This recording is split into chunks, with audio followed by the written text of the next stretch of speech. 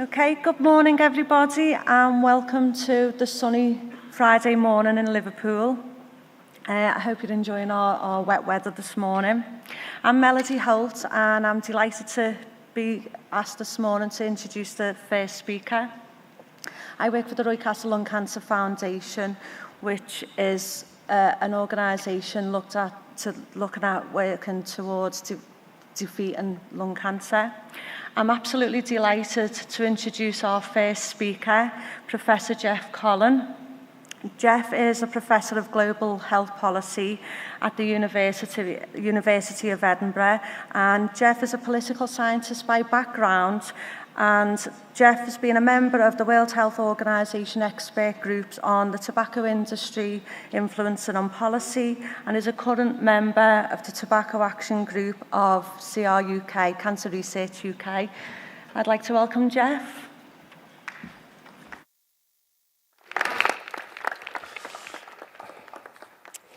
Thanks very much, everybody. It's a real pleasure to be here. I'm particularly delighted to be speaking as part of a plenary on tobacco control, and that the strand of attention on tobacco control across the conference is so strong this week is, I think, really exciting as well as really important. It's also slightly terrifying, and I'm not sure whether I'm more terrified to be speaking in a stadium or to be speaking about e-cigarettes. Actually, I know I'm more terrified to be speaking about e-cigarettes. It's a genuinely painful and difficult discussion, which, as many of you will know, has caused levels of division and tension within what has been a cohesive public health and tobacco control community. I'm going to focus on one particular part of this story. So this isn't going to be a presentation about whether e-cigarettes are 95% safer than conventional cigarettes. This is going to focus on what e-cigarettes mean for the tobacco industry and therefore what e-cigarettes mean for tobacco control, because I think that tobacco control has always been at its most successful when it's focused on regulating the vector of the disease, the tobacco industry, and I see no reason for that to change in the current context. So I'm going to quickly run through a number of strategic issues arising from tobacco industry engagement in harm reduction, and particularly from their investments in e-cigarettes. But really I want to focus on what this means for tobacco control policy and practice. Does this indicate new potential for common ground between tobacco companies and public health? What implications does this have for the way in which we've always conducted tobacco control? I want to focus in particular on the significance of the divisions that I've referred to earlier and the strategic advantages that these divisions bring for the tobacco industry, alongside the role of investments in e-cigarettes in promoting the industry's rehabilitation and providing new opportunities for re-engaging in policy making. We often see the industry's engagement in e-cigarettes referred to as maybe this is the tobacco industry's Kodak moment. There's various versions of this. Goldman Sachs talked about disruptive technologies. You know, are the conventional cigarettes going to become obsolete? And a few years ago, the Economist highlighted this with reference to the decline of a formal conventional camera giant, Kodak, which was historically very slow to realize the significance of the digital revolution, and drawing parallels here with tobacco companies having been quite slow to wake up to the significance of e-cigarettes, but also suggesting that tobacco companies had learned from Kodak and that they would be seeking to essentially appropriate this technology, so that regardless of what direction things go in over the course of the next couple of decades, tobacco giants intend, unlike Kodak, to have a product to peddle. And there are some significant voices within public health and within tobacco control that suggest that we should welcome this. So Clive Bates, for example, former director of ASH, who's now gone on to take a very distinctive position on e-cigarette discussion, suggests that we should welcome this shift of attention by tobacco companies. Jerry Stimpson, with a long record in harm reduction more broadly, has suggested that we need to create a situation in which there are incentives for tobacco companies to gradually become nicotine companies, that their long-term profits should be in products other than cigarettes. And we can certainly see that tobacco companies have engaged in this in a very comprehensive way. All of the major tobacco companies have made very significant investments in increasingly diverse forms of reduced risk products. It's still quite early to draw too many comparisons or parallels. For what it's worth, I think that this is a bit different to earlier investments in snus, for example. I think tobacco companies do see a genuine potential to make money in e-cigarettes in ways in which they didn't in snus. But we still don't quite know how this market's going to play out and what the implications are for regulation and policy. So it's a very fluid market undergoing very rapid change. Interestingly, signs of fairly significant slowdown in global growth this year. But nonetheless, it's already a very significant market and is expected to grow. The latest estimate I've seen from the industry analyst Euromonitor, expected to grow to about 50 billion by 2030, which would make it the single largest category outside of cigarettes. But importantly, this would still only account for about 5% of the total tobacco market. And I think that's a key figure that we need to think about when we think about what is it that tobacco companies are doing in this market. Tobacco companies are, of course, keen to present this as suggesting a new possibility of convergence between industry objectives and public health goals. And Philip Morris, earlier this year in New York, came out with the rather bold claim that our stated ambition is to convince all current adult smokers that intend to continue smoking to switch to reduced risk products as soon as possible. But we cannot achieve this mammoth task on our own, and so they're essentially asking for our help in this great endeavour. And I want to suggest that we ought to be very cautious about giving such help. In particular, I wanted to phrase this with reference to Article 5.3 of the Framework Convention on Tobacco Control. Many of you will have heard of this, many of you won't. I regard it as the single most important element of the Framework Convention on Tobacco Control, and as actually, embodying the most important intervention in tobacco control. For me, the most important intervention in tobacco control is taking conflict of interest seriously.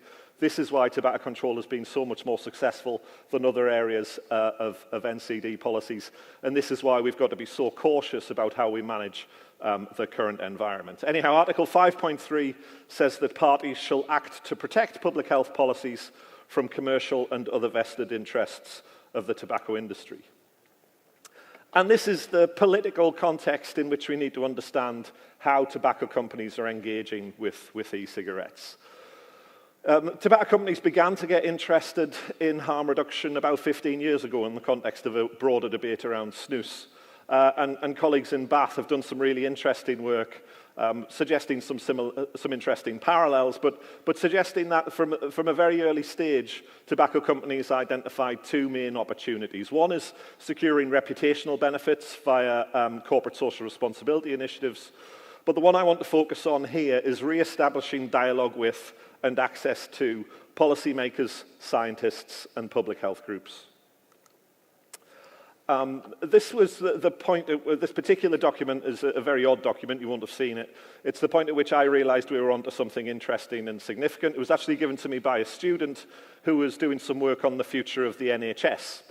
And among the submissions to this public consultation was a document from Imperial Tobacco, which made no sense at all as a submission in the context of the future of the NHS, but in terms of illustrating the strategic challenges that this isolated industry we're confronting and the opportunities raised by harm reduction, I think is powerful and illustrative. Harm reduction provides an opportunity for conversations with ministers, with health officials, with public health more broadly, which tobacco companies have increasingly lost access to.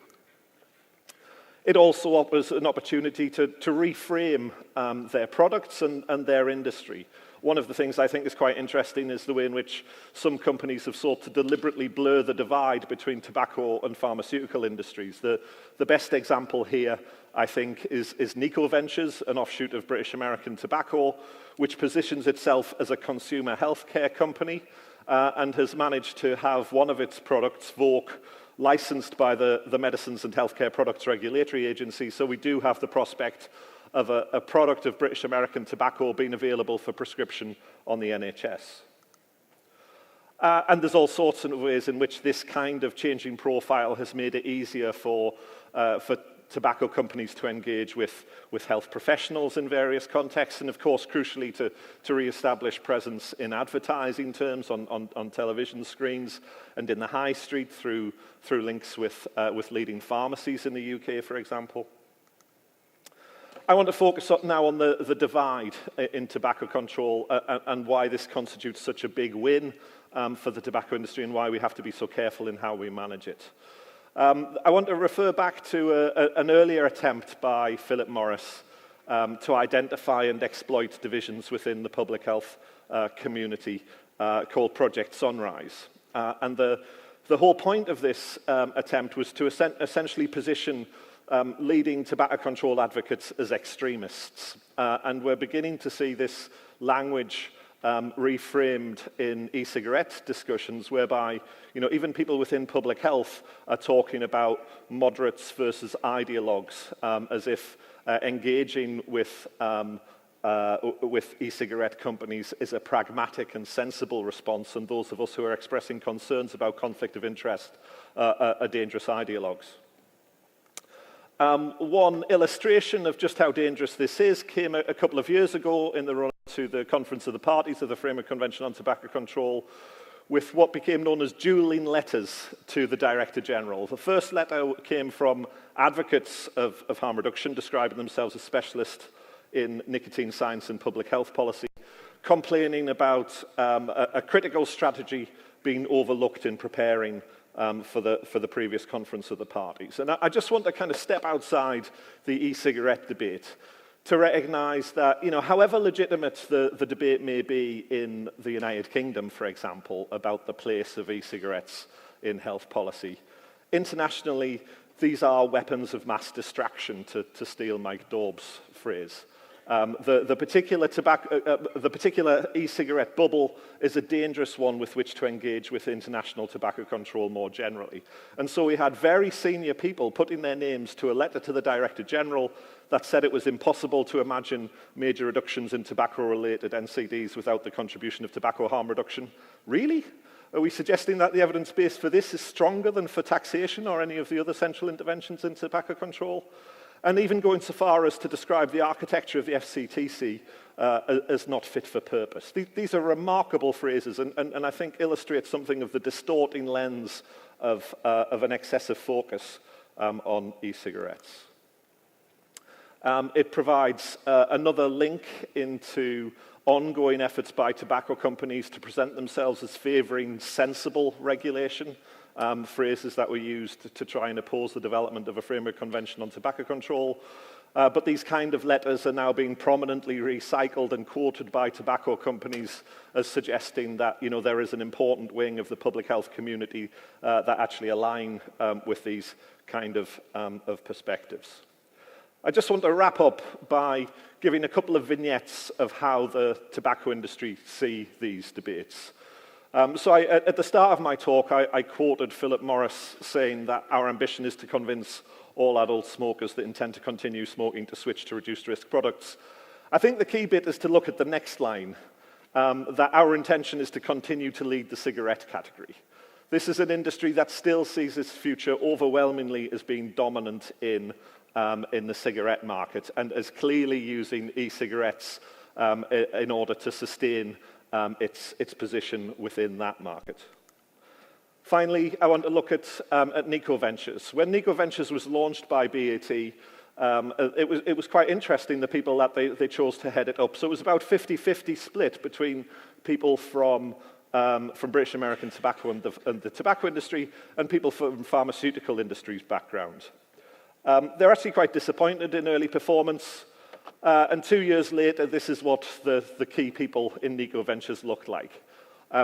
We've got rid of those folks from the pharmaceutical industry. What BAT have concluded is that what we need to dominate the e-cigarette market is tobacco industry expertise. And I think this is really important for our understanding of the potential of this technology. So finally, just to wrap up, I think it would be excessively optimistic to regard e-cigarettes as somehow constituting a vehicle for the industry's exit from conventional tobacco. Rather, we need to see the opportunities associated with e-cigarettes as central to maintaining their core business. It gives new opportunities to maintain their social license to operate and holds out real promise of rehabilitation in key policy contexts. Whatever we think about the potential contribution of e-cigarettes to public health strategy has to be situated within the context of the wider political economy of tobacco. And I think this really highlights the ongoing importance of effective implementation of Article 5.3 of the FCTC and ensuring that we view all aspects of tobacco control through a lens of regulating the tobacco industry as effectively as possible and maintaining a focus on managing conflict of interest. Thank you very much.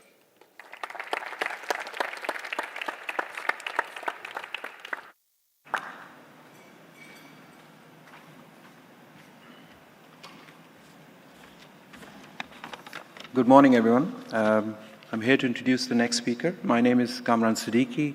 I'm the chair of tobacco section at the Union.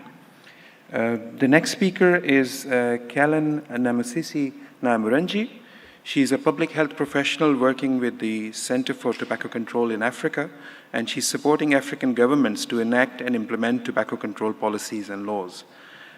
Previously, Kellen worked as a country program advisor for Uganda, supported by Interact Worldwide. Callan holds a Master's of Science in Population and Reproductive Health from Makerere University and a 2-year fellowship in HIV and AIDS management at CDC. One of the reasons, apart from the excellent work that Callan has done over the years, is to invite her to this conference, is that the next World Conference on Tobacco or Health is happening in Africa. And that's great, because this is for the first time that this is the 17th conference, and this is the first time that actually the conference is going to be held in Africa. So I think with that context, I would invite Callan to take the stage.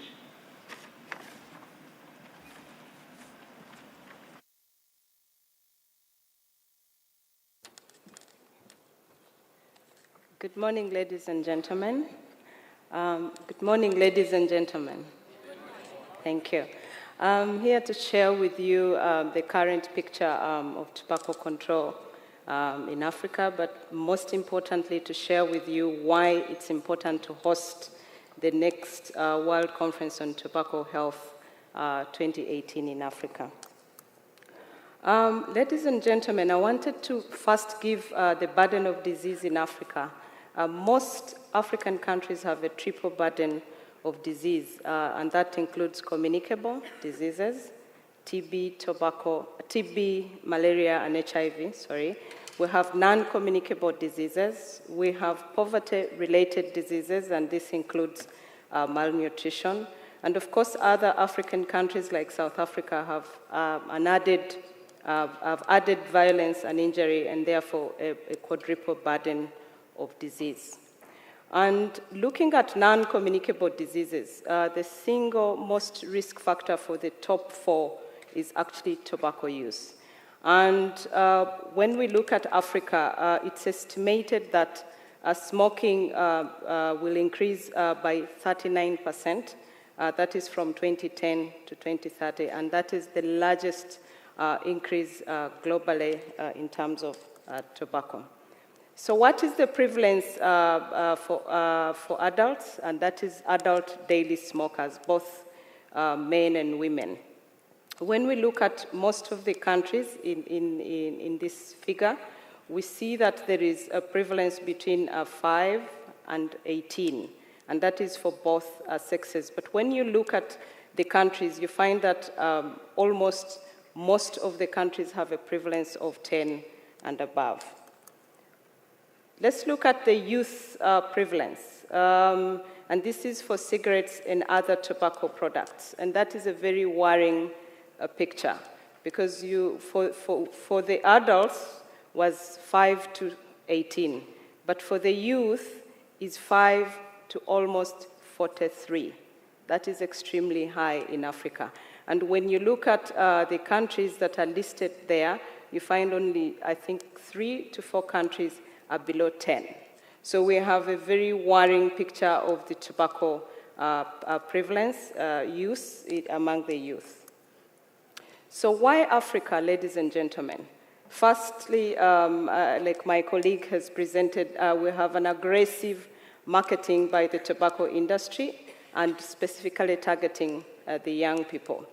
We have a weak tobacco control policy implementation characterized by lack of capacity, lack of funding, and more so with very weak systems in place.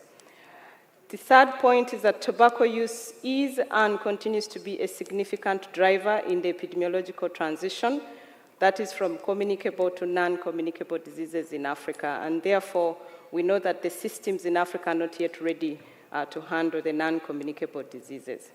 And the other factor driving tobacco use in Africa is the growing African economies, and these are characterized by now increased consumer power, where there are more people who can afford the cigarette, attractive large market and more accessible, and therefore the industry is taking advantage of this. A fast-growing youth population, especially in sub-Saharan Africa, where we have over 65% of the population being a youth, and therefore this is a very ripe market for the tobacco industry. And of course, lastly, like I mentioned earlier on, a high burden of disease from communicable, where African governments are still very ill-equipped to manage the chronic illnesses. So I wanted to also share with you the tobacco control efforts in Africa, and I have a few areas, a few articles that I looked at. When we look at ratifying the World Health Organization Framework Convention on Tobacco Control, you find that most African countries are doing very well. We have about 42 countries that have ratified and signed. We have 1 country that is a signatory, and that is Mozambique, and 3 countries that have not yet signed and ratified, and that is Eritrea, Malawi, and Zimbabwe. So regarding the signing of the treaty, I think the continent is doing fairly well. Let's look at tax and price measures to reduce demand for tobacco. I have picked 2 examples. We have South Africa, which was the first country in Africa to have a tobacco control law. And in 1993 to 2009, South Africa managed to increase their taxes from 32% of the real price to 52%. And based on that piece of work, cigarette sales declined by 30%, and government revenue increased by 800%. And most interestingly is that the smoking prevalence went down by 25%. The second example is the Gambia story. Gambia recently worked with the WHO, the SIM tax team, to revise their tax system and move it from weight-based to number-based. And therefore, we've seen an increase of the cigarettes from dealer C15 to dealer C30 per pack. And this is work that is ongoing. We've not yet reviewed to look at the results, but already we've seen promising work from that revision. The other example I shared was on packaging and labeling of tobacco products, and we've picked 2 countries. Chad implemented this, and they have covering of 70% front and cover. And these are some of the pictures that they've worked on. Mauritius was the first country to actually, in Africa, implement pictorial health warning. And they have 60% front and 70% back. And this country has also done very well in implementing this article. I looked at smoke-free in Africa. And we have about 4 countries that are best practice, that have all public places smoke-free. And that is the gold standard, 100% smoke-free. We have Namibia, we have Uganda, we have Burkina Faso, we have Chad, those are the 4, and then we have at least 3 places smoke-free. Those are many, but we still have a long way to go when you look at less than 3 places to go. I also looked at Kenya as a center of excellence in track and tracing system to control illicit trade in tobacco products. Kenya has managed to establish an electronic cargo monitoring system, and this system has managed to reduce the size of illicit cigarette market and substantially increased tax revenue for the government. And this is actually a center of excellence because most of the African countries are going to learn from the Kenya example. Other tobacco control efforts in Africa, we've had 2 hubs established in 2 universities. One is the Center for Tobacco Control in Africa in Makerere University that is supporting African governments to enact and implement tobacco control policy.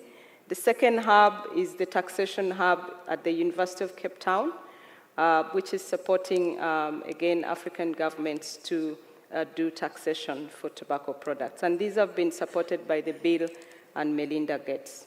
We've seen a growing, strong civil society network on tobacco control in Africa now.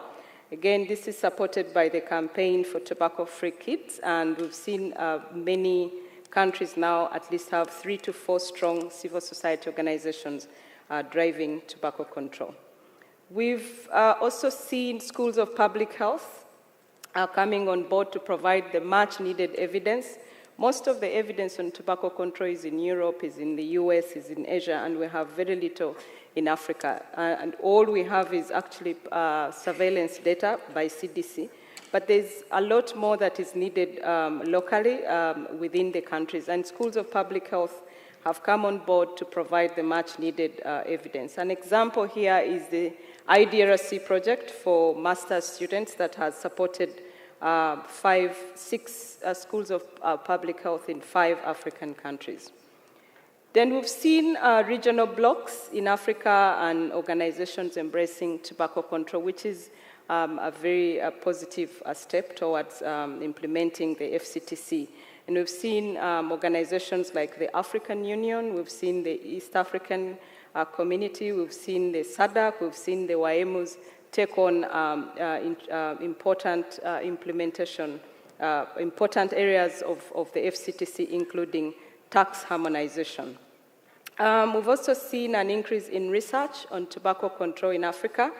And an example here is NIH now specifically earmarking resources to do tobacco control research in Africa.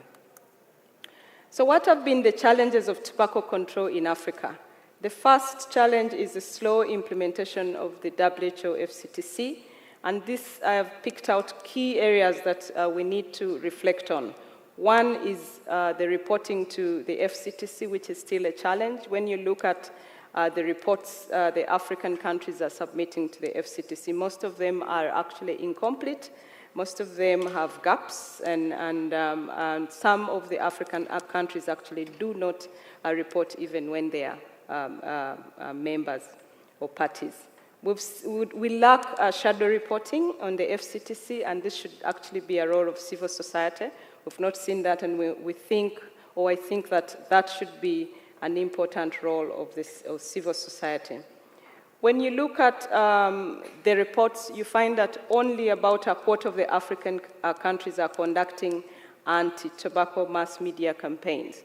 And when you look at the young people and the knowledge in the communities is very low, and we think this is an important area that low and middle income countries need, but only a quarter of the countries are reporting. And even when you look at what they are reporting, it is They are campaigns that are really piecemeal, that they are in small areas or jurisdictions of the country.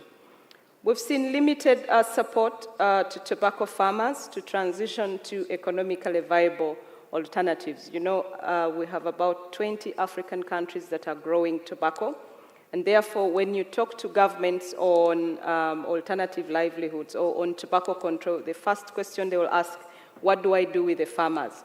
So we need support to move these farmers to economically viable alternatives. The other challenge that we see with tobacco control, and my colleague has already hinted to it, is the tobacco industry and its interference. We have very, very high interference in tobacco control policy in Africa. And the challenge is that most governments, policymakers are unaware and they are unsuspecting. So the industry is basically having fun. So you'll find that 45% of the African parties actually report no attempts to tackle tobacco industry interference. It is a challenge, a huge challenge, and it needs to be tackled head-on. We've seen a growing trend of new or newer tobacco products other than the cigarettes, and this includes the e-cigarette, which my colleague has just presented on. We've seen the water pipe, the hookahs, and I want to talk about the water pipe. When you go to most African countries, the water pipe is a very cool thing for the young people, and you find that young people sit around the water pipe for about between 1 to 4, 5, 6 hours in the evening. And these are girls and these are boys, and they are not aware at all of what the contents of the water pipe are. So it is a real problem in Africa. We have tobacco control sustainability as a big challenge. Firstly, national and sector-based integration is still non-existent. And countries, when you talk to governments, they're wondering, is tobacco control for Ministry of Health, or tobacco control is a broader public health intervention that requires finance, agriculture, education, and many other sectors. So Ministry of Health is grappling with how to integrate tobacco control or to work with other sectors to integrate tobacco control. The other key area challenge that we have, I have not seen any African country that has worked with the UNDAF to integrate tobacco control, and I think that's a very important area that we can work on and integrate tobacco control. And of course, borrowing from TB, from HIV, from malaria, we need a tobacco control competent community. We've not seen this. Communities do not know. People don't know about the effects of tobacco, so we need to start to grow that, and of course, once we do that, we will have more sustainability for tobacco programs. Other challenges, process, include lack of funding. In most of the African countries, the funding is for only the World No Tobacco Day. And that's about $1,000 or $2,000, and that's a year. That's the funding that we have for tobacco control. And when you look at the current activities on tobacco programs on tobacco control, they are basically funded by, they are donor-driven. There is no match from governments. We have limited technical capacity for strengthening tobacco control. When you look at the Ministry of Health, they have one focal person. This focal person is most likely a medical doctor, and needs to do modeling, needs to do legal issues, so the capacity is not there in the governments. We need to build that capacity. We have weak institutional capacity for programmatic change, where we have one person within a unit, so an NCD unit or a promotion, health promotion unit, or a standalone unit, but there's one person in that unit. And therefore you wonder how much they can do with tobacco control. We have weak cross-sector and cross-country capacity for alignment and coordination. If you don't coordinate, ladies and gentlemen, tobacco control, you cannot implement tobacco control at the country level. So we need strong coordination, and where countries have tried to coordinate, you find that there is strong implementation, or there are better programs for tobacco control. And lastly, we have limited, robust, and comprehensive local data. So, ladies and gentlemen, why is it important to host the next conference on tobacco or health in Africa? Firstly, the conference will shape the future of tobacco control in Africa by strengthening the achievements and changing what is not working. Secondly, this conference will galvanize civil society organizations and empower them to drive tobacco control. The conference will provide a consensus on how to tackle tobacco industry interference and therefore protect public health policies. Mobilize academia in Africa to provide the much needed evidence for tobacco control. The conference will create accountability in Africa and more so profile tobacco control and winning government commitment. This is what we need. This is very, very important for Africa. If we don't win government commitment, we will not implement tobacco control. And of course, build tobacco control capacity and partnerships between governments and civil society, train and mentor young people, and then rally African governments to fund and create sustainable funding mechanisms for tobacco control.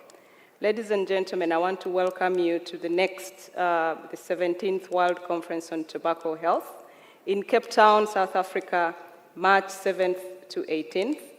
And I want to thank the Union for giving the local organizing committee this opportunity to share with colleagues in this conference on this important aspect, and more so acknowledge the local organizing committee, that is the Government of South Africa, Public Health Association of South Africa, the Center for Tobacco Control in Africa, the University of Cape Town in Africa, and Makerere University in Uganda. Thank you.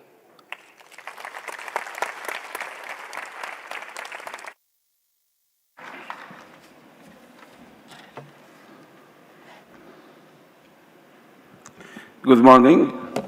I am Jesus Felipe Gonzalez, and I dedicate all my professional life to generate and promote the tobacco control policies in Mexico and in other countries of America.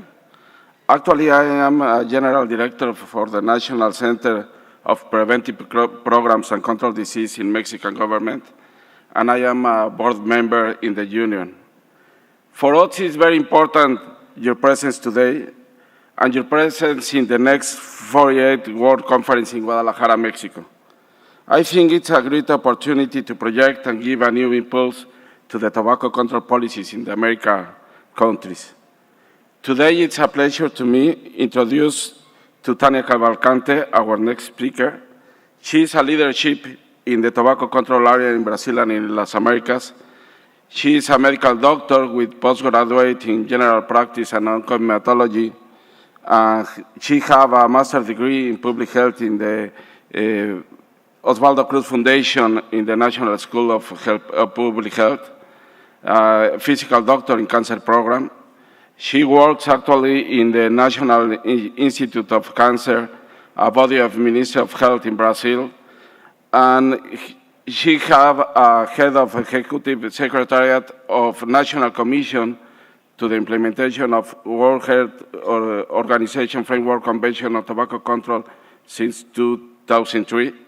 She is a member to the Technical Advisor Committee on Non-Communicable Disease of the Ministry of Health since 2004. Welcome, Tania, and it's a pleasure to stay with you.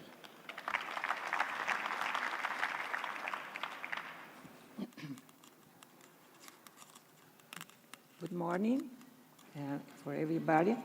I'd like firstly to thank the Union for the opportunity to be here, being here, sharing the best practice we have in Africa, in American, Latin America on smoke-free legislation.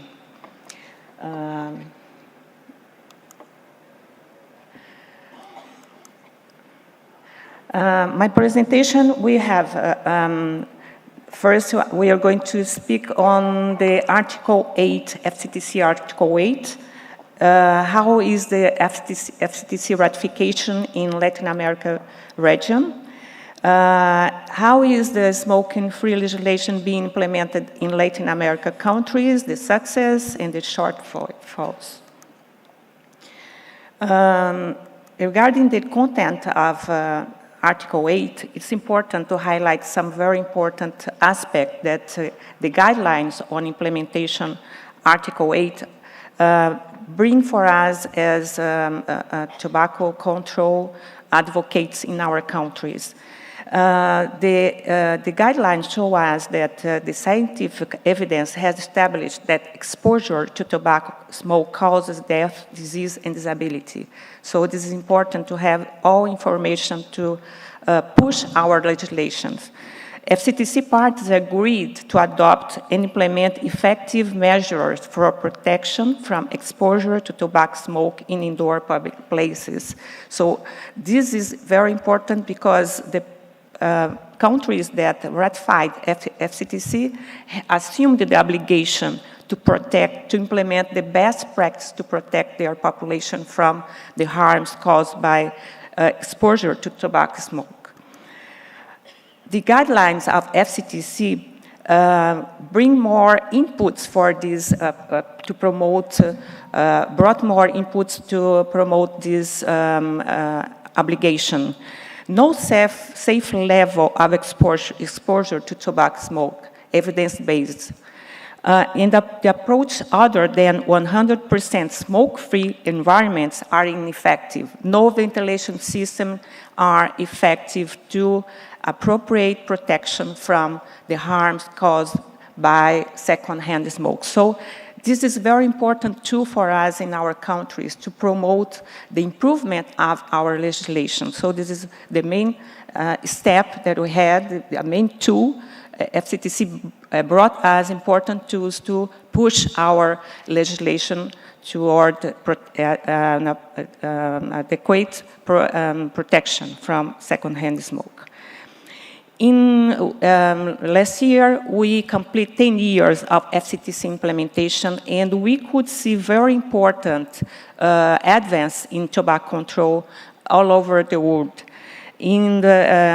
Considering the region of the Americas, we could see that in the 10 years since the entry into force of the FCTC, approximately half of the population of the region of the Americas is protected by measures such as smoke-free environments. We can see that it's a good path, but we have a lot to do because we have only 50% of our population adequately protected from the harms caused by smoke-free secondhand smoke. In our region, from 20 countries, 17 have ratified FCTC.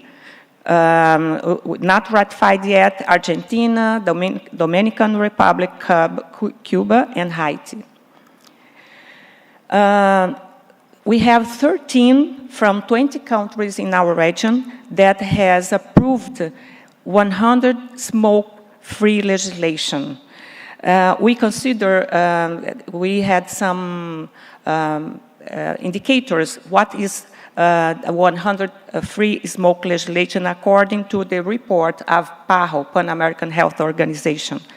We are considering the smoke-free care facilities, educational facilities, universities, governmental building, offices, restaurants, bars, public transportation. So these are our parameters to consider 100 smoke-free legislation in Latin America. What are the success of our path in this way? We have here some examples of campaigns to promote 100 smoke-free legislation. For example, when in 2007, FCTC launched the guidelines on the best practice to protect the population from secondhand smoke, we in our country started to push our legislation to promote the improvement of our legislation. And one very important step was to aware the population on the real risks of the exposure to secondhand smoke. So it was very important to have many campaigns to highlight the importance of this measure. In Brazil, for example, we had a very important initiative to highlight the importance of the Article 8, FCTC Article 8, focusing on bars and restaurants where we had the highest exposure, and we focused the second-hand smoke as harm for worker health. So we make alliance with waiters, laborers, we make some campaigns, and I'd like to give my testimony here how important was the participation of civil society, the academia, and how important was to have the support of union, because us as a government, we are very bureaucratic and very slow in our action. So if you have much more support from civil society and from other university, we have much more dissemination of the information, and we are much more capable to have the population understanding the need of the improvement of the legislation and supporting the legislation. So here, I'd like to highlight the importance of FCTC Article 12, that means communication, education, and building capacity. So it's a cross-cut article because it's important for promoting all FCTC articles. So before we approving our legislation in 2011 as 100 smoke-free legislation, we had this approach. And then after the approval of smoke-free legislation, our campaign was much more focusing to show what were the environment covered by the legislation, what were the fines, the application, the penalties. So we have two momentum in Brazil regarding the implementation of this article. Here we have another examples. For example, Uruguay had a very successful approach to promote the smoke-free legislation, 100 smoke-free legislation. Uruguay was the first country of the American regions to be completely smoke-free country. Another example, we had Peru, 100% libre of the tobacco. In Chile, so we had some examples of how campaigning, how explaining the reason of the legislation was very important to have a very a very high support from the population. Another very important aspect of this legislation is that we have to show its benefits. We have to prove that it has good results for the population. Here in Brazil, São Paulo State is a very good example how this legislation has brought very good benefits for the population. We have, in the very beginning of the implementation of this law, São Paulo smoke-free legislation reduced significantly the carbon monoxide concentration in hospitality venues and in their workers, whether a smoker or not. And other studies showed that São Paulo smoke-free legislation reduced the mortality rate due to heart attack in 12% in the first 17 months after the implementation, and reduced the death caused by heart attacks in this period. This kind of information is very important. This is why it's very important to have a high participation of academia and bring us this evidence, because it's a way to face the opposition that we have to face for all measure of FCTC, including the Article 8. Uruguay as well has shown by a study that the smoke-free law was followed by substantial and sustained reduction in acute myocardial infarction hospitalization, 17% drop in this disease admission. So we once again had much more data on these issues. We have in other countries outside of the region that had the same study. We used it a lot in our countries to promote the improvement of legislation in our countries. Now I'm going to talk about the shortfalls. I was not comfortable to talk about other countries, so I'm going to talk only about the shortfalls of my country, Brazil. Knowing that the shortfalls and the difficulties, the challenges that we have is almost the same everywhere. We know that the modus operandi of tobacco industry is the same all over the world. The only thing that changes is the address, we know. So the case of Brazil, we have to improve this legislation, we face a strong lobby and interference from tobacco industry. Front groups postponed the improvement of the national legislation towards 100% smoke-free law. From 2007 to 2014, they questioned the scientific validity on harms from secondhand smoke. They proposed alternatives with ventilation system. They used the speech of violation of freedom choice that we were very dictatorship. We are going back in the era of military dictatorship. Due to delay of the approval of 106% national legislation, 7 states implement their own local 100 smoke-free laws between 2008 and 2010. And the states that approved 100% smoke-free legislation, they were challenged in court by tobacco industry with the argument that they are hurting the national constitution because their legislation were stronger than the federal legislation. At the same time, they were lobbying in the National Congress against the improvement of the federal legislation. One hand in the states and the other hand in the federal National Congress. Finally, in 2011, the federal legislation 100% smoke-free was published. But the decree regulating the implementation was published only in 2014 and introduced some exceptions, allowing smoking in tobacco shops and in religious rituals. The good side of this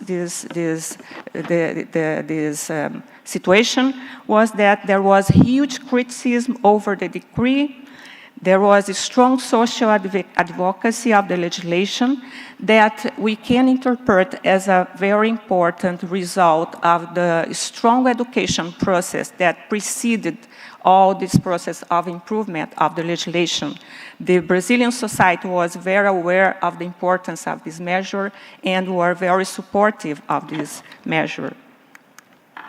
And here we have another data that showed the efficacy of this measure.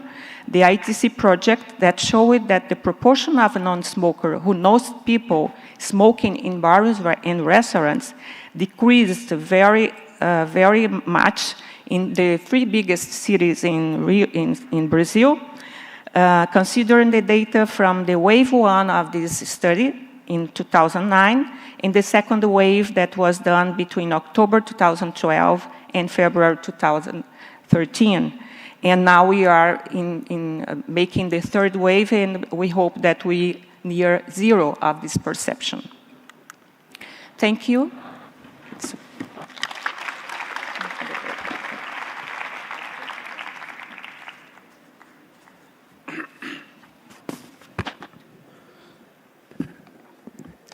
Before we close the session, I would like to welcome Dr. Aida Rusen, Senior Vice President of Research and Development at the Union, to the stage to present one of the Union's awards.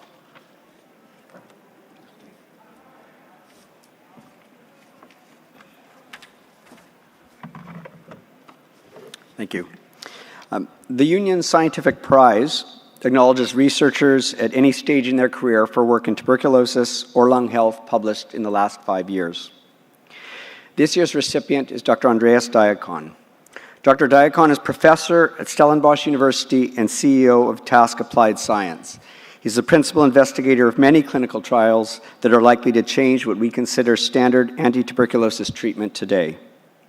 Dr. Diakon holds various collaborative research grants and is also a consultant for respiratory medicine and intensive care at Tygerberg Academic Hospital in Cape Town. Dr. Diakon started his clinical TB sites in 2005 when so many others were giving up on TB research because of a lack of investment. Since then, his site has participated in numerous studies, building structures that will be instrumental for future research efforts. It gives me great pleasure to invite Dr. Diakon to the stage to receive his award.